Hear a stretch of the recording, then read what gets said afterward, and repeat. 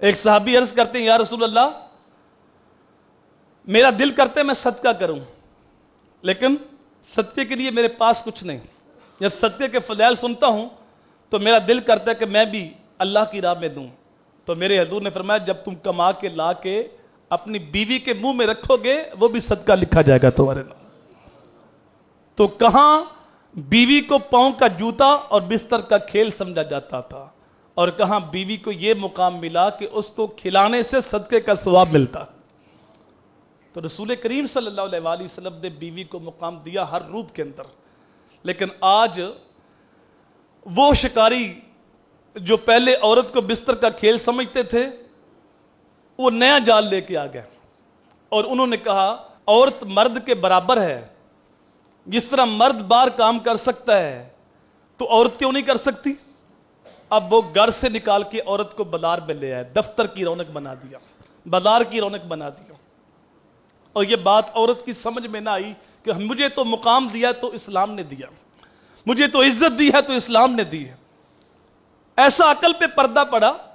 عورت اگر گھر کے کام کاج کرتی ہے, شوہر کی خدمت کرتی ہے, بچوں کی دیکھ بھال کرتی ہے تو سمجھتے ہیں اس کے حقوق پہ ڈاکہ ہے.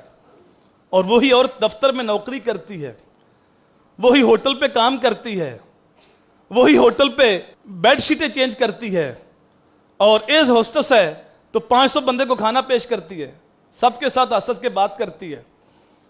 تو یہ اس کی آزادی ہے. جبکہ اسلام عورت کو مقام دیتا ہے, اس کو گھر کی چار دیواری کے اندر رکھ کے اس کو شہزادی, اس کو ملکہ دیکھنا چاہتا ہے.